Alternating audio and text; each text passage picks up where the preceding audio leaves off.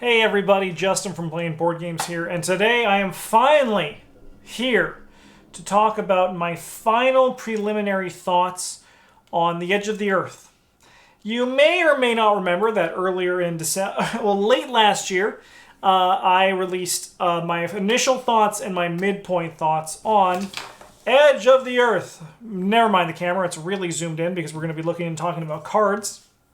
But I said that when I was done my first run of the campaign with Travis and Bryn, that I would cover my initial thoughts on the campaign as a whole. So I'm here to do that and talk about what I think about it and all that.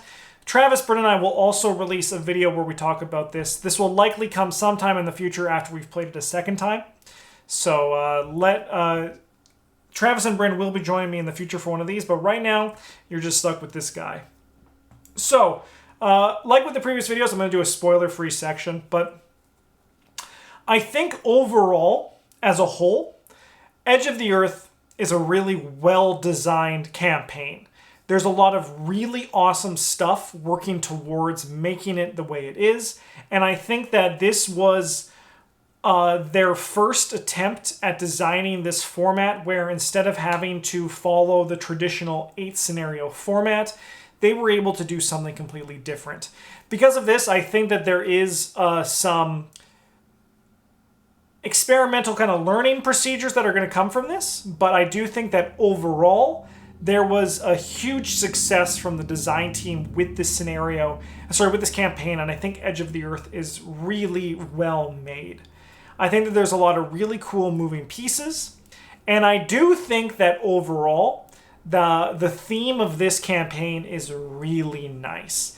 It hits on the idea of hopelessness, it hits on the idea of dread, and it really makes you feel it's the least kind of relatable as a whole in the entire campaign catalog, right? So like Dunwich is pretty simple. You're going to a village, you're fighting a known entity, right? Carcosa, the King in Yellow. We get that one. Forgotten Age, that's snakes in a jungle, and then there's Alejandro and Ishtaka to deal with. Circle Undone is in Arkham, and we have the witches in the Silver Twilight Lodge. Dream Eaters is definitely the most abstract, but it really comes down to two known entities in the end. Innsmouth Conspiracy, the deep ones are kind of like the thread throughout the whole thing. And then we get to Edge of the Earth, where if you're deep into the Arkham lore, you get what's going on here. But generally, the enemy here is kind of just, it's the idea of something. It's the idea of the unknown and the fear of the unknown and the fear of being in a place that is kind of incomprehensible and dangerous. You're in Antarctica, you don't know what's going on, and that dread kind of exists throughout this entire campaign. I'm personally a big fan of the dread, and that's why I really like it. Of course, these are my initial thoughts. This is subject to change when I get more playthrough in it. But I do think that Edge of the Earth, I'm going to stand by my original statements. I do think that there is a lot of really good stuff in this box, and I think it's a great scenario, great campaign. I keep saying scenario. I just did my scenario tier list, so that's why I'm saying scenario so much. But it's a really good campaign for new players. Because overall, on the difficulty side, I'm going to say that this one's on the lower end still. And not that that's a bad thing, because this one really explores in the concept of what the design of Arkham Horror can be. And that's very exciting. The partner feature with the allies is really good when you get these guys. And I'm going to talk, I don't want to spoil these, but basically you get a bunch of allies throughout the whole campaign. And they can face dangerous situations as well, and how that happens is going to change the shape of your story. The other thing that this has going for it is this is trying to be spoiler-free, but there's these things called Tekalilis. I'm not even going to show them on camera in detail, but these are like the design, like these are like the unifying mechanic of this campaign.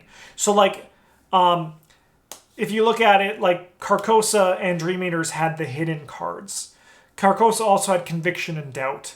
Dream Eaters also had the two campaigns. Circle Undone had Haunted, right? And Forgotten Age had the Explore deck and Yig's Fury. The Tekalilis are like the mechanic of this campaign on the broad sense. Like this is like the thing that's going to show up everywhere. And I think that they're a cool mechanic, a little bit overwhelming at times. They have the potential to be, but they also could just be pretty soft. And I think that makes a very dynamic design, which I think is ultimately a success. Another thing that this campaign has, which is both a pro and a con, depending on who you ask, is the maps are huge. Giant maps in this campaign. So table space might be a bit more of a premium when it comes to this one, so it's just something to be aware of if you are looking at picking this up. And another thing that is both a pro and a con is I've heard for myself, I don't do the reading, Travis does the reading. I'm lucky to get his awesome audiobook narration, but that there is a lot of text in this campaign. There's a lot of text. And some people, they might find that a bit overwhelming, but those who like stories, I think it's a really good story, really good characters. Once again, the ally assets are just really good. I want to say as actualized as they can be, given the limited space that you have to talk about them. In addition, I think they also do a good job at allowing the players to build stories based on these characters. For example, Bryn, Travis, and I really loved Ilya, and we also really loved Cookie.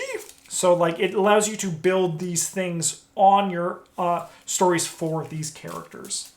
The last big note that I want to have, a pro and a con, is that some people might find this good. This is another one that could be a pro or a con. I know Travis had a little bit of an issue with this because it's just a lot of cards. There's a lot of cards that go into people's deck, a lot of cards that are kind of like story assets. So there's like a lot of stuff in this box.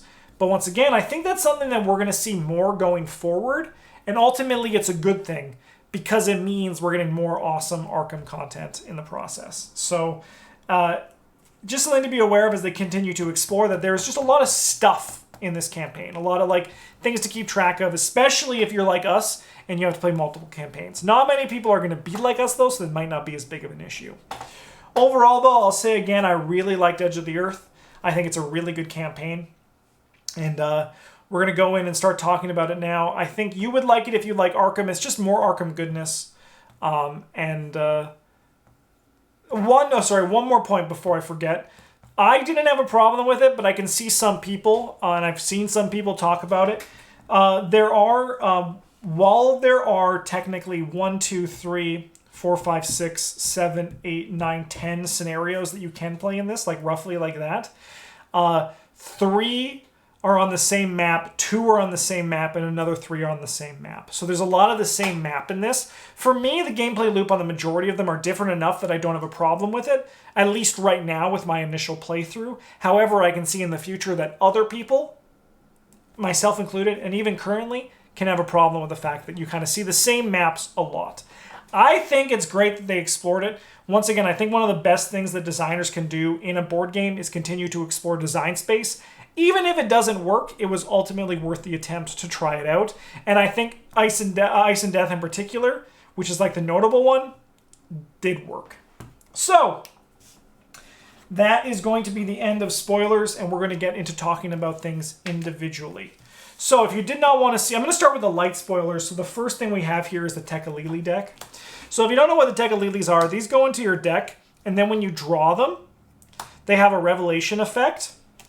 And then they go on the bottom of the Tekalili deck. So they range from things like take 1 damage, take 1 horror, lose 1 action if it's your turn. If it's not your turn, lose 1 in the future. Place 1 of your clues on your location, lose 2 resources, and discard an asset. So these hit in a variety of ways, but what the biggest thing they do is they make it so that like this is actually like a cool exploratory nerf in like being like, how can I stop card draw? Right? Like how can I neutralize card draw a bit? Notably, enemies get affected with it. Sorry, fighters get affected with it more than cloovers. But the Tekalili deck does not show any sort of bias. They will hurt anyone if they're given the opportunity.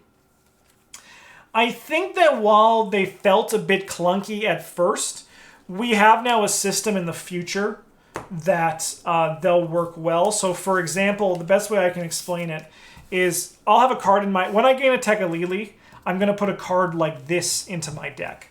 And then my Tekalili cards, instead of de-sleeving them and putting them in my own sleeve, I'm going to have my Tekalili cards that I earn in a stack next to my deck. Then, when I draw one of these cards, I'm going to put it aside, resolve the top card of my Tekka-Lili deck, and then put this in there. So basically that this card is just basically a placeholder for the Tekka-Lilis. It makes it a little bit less clunky when it comes to having to move cards between sleeves. So I think that was less kind of like a design, that's not really a design issue, because there are cool shortcuts that you can do to make the Tekka-Lili deck a little bit less fiddly when it comes to doing the setup stuff. But I think overall, I do like the Tekka-Lili mechanic. I think there's a lot of really cool stuff there that is that was fun. And gaining them never felt like bad, but there were times when they could have been scary, which I think is just like the perfect space for a design like this. One thing I also really enjoy is that, like, because the whole kind of like Shugget stuff, I know very little about. I actually, for a fan of weird horror, I've never really enjoyed Lovecraft's writing. So I actually haven't read a lot of Lovecraft stuff. So the Tekka-Lili stuff, it was all new to me, and it was really fun to see that explored. And I think that was it's a cool little mechanic. So the allies, don't really have much to say other than I think that's it's a really nice mechanic. I like how when they can die, you can get... Does Danforth not have an item? He should. I can't find his item. Maybe it's this one. Maybe it's just Collected Works of Poe. Maybe that's Danforth's item. Yeah, it looks like it is. I do like it that when one of your characters, one of the allies die, you have the chance of earning their asset, which kind of like replaces them in a way in your deck with a similar mechanic. It's a neat thing, and it allows you to become like attached to your allies in a way. And I do love the fact, I loved it in the initial playthrough, and I love it now, and I'm excited to see what happens in the future, but that when one of your allies can die in the plane crash right at the beginning, and then like then they can die throughout the whole thing, and it makes it like super duper. It provides just a little bit of replayability at the start. Admittedly, I do not know how much that replayability is going to ultimately matter in the grand scheme of things once I get my initial playthroughs, because this is after my initial playthroughs, because as I said, I've only played through this once, so a lot of this is coming from the what-ifs in the future of what the design potential could be for this campaign, and when I see it, all these design choices, how they can play out in future things. Like, is the difference between Avery Claypool and Danforth dying at the beginning important, like the Frost tokens and the Tekka-Lilis? Is if Roald Ellsworth dies, is that a problem? Like, it's going to be curious to see how that all plays in future ones. Another thing that's really cool, I'm kind of jumping the gun a bit here, but the fact that you can make them resolute, which makes their abilities pretty poggy, their stat line's better, and then they can't die through random effects. Really cool. Really neat. And I think that while I think Fatal Mirage is going to be a little bit annoying to have to play through over and over and over again to do this, I do think that overall this is a cool aspect of the game, and it's kind of like the game's way of putting an experienced version in your deck without having to spend experience on it. So I think that's a really cool mechanic, and something I would love to see them explore more in future boxes if they ever explore this kind of design space again. Okay, let us, as I'm trying to like not lose track of all this stuff that I have out on my desk, let's talk about Ice and Death. So Ice and Death is a 3-part scenario where you have a bunch of locations that you are trying to discover that you need to spend clues to get in. What you reveal and what you and like the locations you enter, they stay from scenario to scenario as you go through this, which gives a very interesting kind of progression system between it. So this is why I ultimately don't mind playing Ice and Death Part 1, Part 2, and Part 3 all on the same map, because the map is constantly evolving as you play, which I think is ultimately like provides a good little boost of replayability in my mind. Once again, I have to say this was my first playthrough, so maybe I'll find it a little bit less appealing. I'm also curious to see how the shelter values, how my plays of future things go, because your shelter value determines the experience you get, but it also determines if you have to play Ice and Death Part 2. So notably, Ice and Death Part 2 is probably my favorite scenario in this campaign. I really like the vibe of it, how your friends have gone nuts. Where's my friend? My example I've been using this. So like they go nuts and you have the choice that you can either kill them or you can like do a harder thing to convince them it's all in their head. I think it's just such a cool storyline, and I really like the campaign. So much so that I never want to skip Ice and Death Part 2 because I like the idea of the scenario too much. There's also the cool story cards that if you don't find the person but you find something else. And you get a cool effect from the majority, if not all of them, but I'm actually not reading them because I'm still in that blind play mode, so I don't want to know what all of these do because I can still have some good discoveries. But I love this. I love it. It's a great scenario, and it's really cool. While Ice and Death Part 3 didn't work for me in the way that Ice and Death Part 2 did, it is someone in my Twitch chat basically said it's like a good climax to the Ice and Death trilogy, and ultimately I do agree. Like having to fight the swarms of the Eidolons that come out of the ice milk, as I call it. It is a good thing. While I felt it was a bit boring, I think it can still be still have like those good moments, and I'm curious to see if my opinions on this one change as I experience more of this campaign. So a few notable cards that exist here, just to see if there's anything that I want to talk about. But these are like the encounter cards that are going to appear in all the Ice and Deaths. So this is what I was talking about, how like the fighters deal with Tekalilis. So when you defeat them, you add a Tekalili card to your deck. This is some of our the zero visibility makes it so that you it's harder to leave a location with a treachery attached to it because you're blind in the snow. I do think they do a good job of this. Is our our frozen and our rotting remains has those kind of things. It's just all good spooky time, and I think they're nicely designed, very fair. But sometimes, like a Rotting Remains always is, a punishing encounter card. So yeah, I think overall I really like Ice and Death. I think it's a cool one. And I'm excited to see how, if at all, my opinions of it change on a replay. Next one I'm going to just talk about very briefly, because I actually only played it once, is Fatal Mirage. So with this one, I actually don't have too much to say currently, mainly because I only played it once. I think that it might be a bit tedious playing these over and over, but I do think the Resolutes are ultimately worth it. But one thing I think that also admittedly, I'm going to just say our first playthrough of this one, we did get a rule wrong. What's more PvG than getting a rule wrong in a scenario? Am I right? High five. I do think one thing that this scenario does really good is building the stories of your friends with where you visit them in the past, and then also like their personal issue. I think it's really cool, and I love the idea of exploring their memories. Really cool stuff. I think like the idea of Fatal Mirage is really cool, but I'm not 100% sold on it yet for how it's going to play out when I play it again. So I have very little to say about that one. Forbidden Peaks. Next scenario, this one I really liked. So this is the one where you have to climb the mountain. Pardon my very tiny version of the map. And like, you have to get the clues off of the location before you can go to the next one.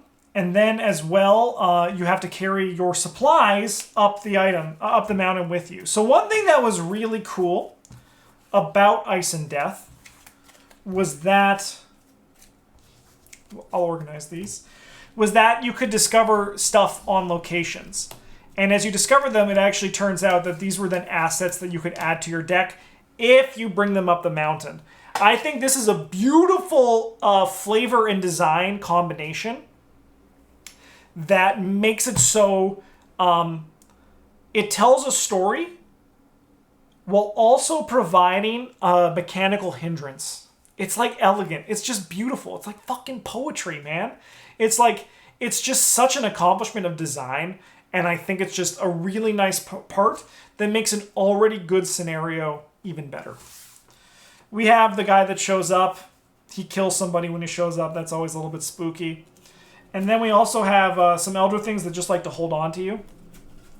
I think, though, that this scenario is really good, and it's a really good accomplishment in a different way than anything that Fantasy Flight has done in like previous, like with like Lord of the Rings, of climbing a snowy mountain. It's a good one. Oopsie, am I putting these in the right way? Oh no, I put one of them in the wrong way. Oh my god, 1 second, let me fix that. This goes in like that. There we go. Okay, now we're good. We're back on the level. We're back to figuring this whole thing out. Okay, City of the Elder Things. So before I get into City of the Elder Things, this one has a really nice aspect that's going to do some replayability. So one thing that I will say is that I'm only commenting on one of these. So here is one of the maps that you can play. In addition, there are 2 other maps. We played this one for our first playthrough of the game, which means we have the potential to still play this one and this one. And from what I hear, this one does replay makes it a little bit more stressful when you do play it. So I am excited to do that. So right off the bat, that's a fantastic thing that's going to just boost up the replayability of this scenario. I think that ultimately this scenario is also really good. So if you're keeping track right now, we have 2 scenarios that I think are really good. We have 2 scenarios that we think are really good, 2 that are great, Forbidden Peaks and Ice of Death Part 2, and then 1 that is just okay. So overall, we are trending on the higher end, at least from the blind playthrough, which some would argue is the most important playthrough of an Arkham campaign, and I don't necessarily agree with that fully, but I do think it's the most fun playthrough, obviously. So a big accomplishment with this scenario is that the maps are huge, but they don't feel that big, which I think is fantastic. I think it's one of the best little pieces of this one is that it's a very well-designed scenario, and the movement mechanic of the whole thing, it just feels like a tiny map. It also has the keys. It has like a push your luck mechanic. I think City of the Elder Things is just a really nice, strong scenario. Forgive me, I did talk a lot about these ones in my midpoint one because it's been months since I've played them. But I do think that City of the Elder Things has a lot of nice pieces for it. And I liked the idea that it was good to kind of like send someone out to explore, and then they could catch back up, and then the map was revealed, and it was like, okay, we can build a plan with this information that our scout got. It's like a little like bit of a flavor thing that also works like mechanically as well. It's really cool. Just a great scenario. And I'm excited. I'm very excited to see how it may or may not change in future replays of it. To see what the different maps do. Oh, my cards are sliding in my box.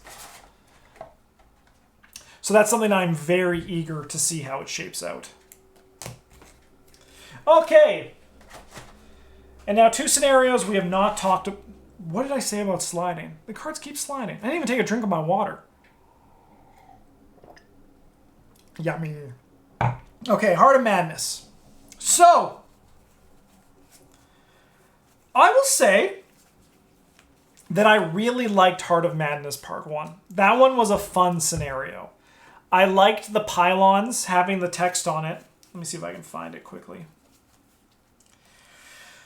This one. If 2 or more activated pylons, activated seals are controlled by investigators at the same location, the latent energy stored within the seal fuses together, and the ensuing chain reaction sets off an electrostatic detonation that destroys all life on Earth.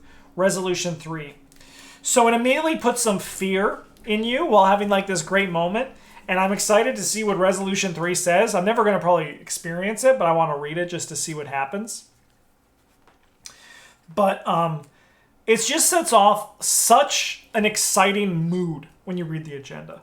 There's not too many moments within Arkham where when you have this moment from just reading the agenda and you're like, oh baby, that's a great hook. Like Innsmouth, the drowning on the first one, that's a great hook, right? This is another great hook that's like, you look at it and you're like, baby, I'm in. The map on this one is also huge. Huge to the point where I became a little bit overwhelmed by it, both in terms of setting it up on the screen and also setting it up on the screen and also like trying to grok it at first. It eventually did become pretty straightforward, but I don't wager anyone really has a table to play this, or at least not commonly. Yeah.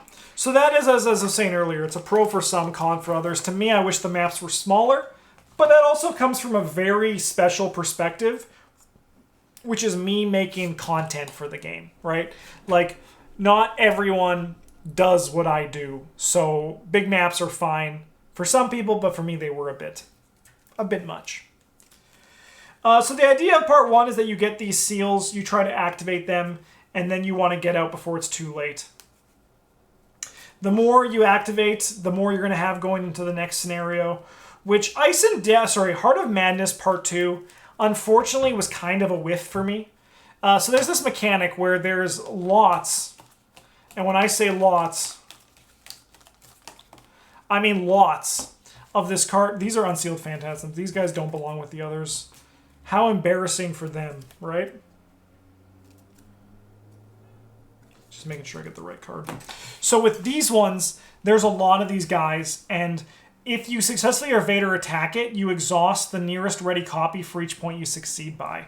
So they're going to start spreading across the map, which flavorfully is really cool. But I did find that mechanically, at least then, was kind of clunky. I did also get absolutely obliterated by a certain effect in that scenario that I think it happened to a lot of people, but it especially obliterated me. So I died pretty early in that campaign, so I did lose a little bit of playing it. However, I did kind of just do the facilitation for making sure Travis and Bryn could play it smoothly.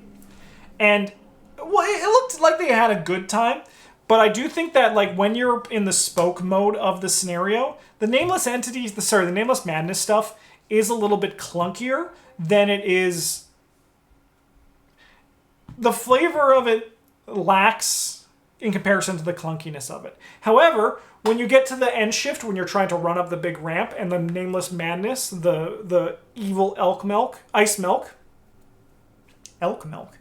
is chasing you up the ramp, it becomes a lot less clunky then. It's a lot easier. So maybe we just had a bad time, but I am curious to see how it goes. But it does feel like it's a bit of the easier side. And maybe that ultimately is okay because they were just trying to tell a cool story in this box. And I think ultimately, yeah, the story is cool enough. And this Nameless Madness is also like scary enough, unknown enough, that it is neat. So we can have an easier climax if it means we're telling a good story. So yeah, those are kind of my thoughts. At least on the campaign. I do think that Edge of the Earth is a really good blind playthrough still. I think, I don't think there's been Elder Sign. I don't think there's been an Arkham campaign that the blind playthrough sucked, right? And I think this continues. It's a great blind playthrough. Is it going to hold up as we go to future ones? Time will tell. Honestly, I think, yeah, I'm going to still enjoy it on my second time. Even though a lot of the surprises are going to be gone, there might be new surprises in store because of the way the game and the maps can scale depending on the decisions and stuff that happen to you. There's a lot of good encounter sets throughout this whole thing. We have the Primordial Evils, which when they take any amount of damage, you shuffle the top card of the Tech-Lili deck into your deck. So very tough on fighters. We have some Elder things. We have it when other people in your group go crazy. So these guys come in Fatal Mirage, and I believe also Ice and Death Part 2. So flavorfully, that's really cool. They're basically like the acolytes of this set because we don't really have cultists here, and I think the design on them is really nice and elegant. We have my personal Bane, resolve each Tekka-Lili twice. This is a tough encounter set, the Tekka-Lili one, but it's nice. We have the Take One Direct Horror, otherwise known as these are the Kill Your Friends. Kill Your Partners. I think that's a great set as well. We have probably one of my favorite sets, which are the Penguins. The giant albino penguins who just kind of stand in the way. And they go walk, walk, walk, walk as you try to walk by them. You're like, excuse me, sir, just going to sneak right by. I think that's a really nice set.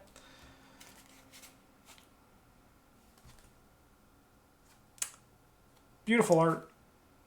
Beautiful art. These ones are tough. These ones deal you horror. Spooky cards. I don't remember them though, just have to read them. We got some Forgotten Shuggets. Yeah, so like I don't have much to say about a lot of these things for the encounter cards because I haven't built like big stories for them yet. But there's a lot of really good stuff in this box, and I think if you're looking for more Arkham, why are you here at the spoiler part of this video? Maybe you're like me and you ultimately like can still have a good time even if you know what's coming.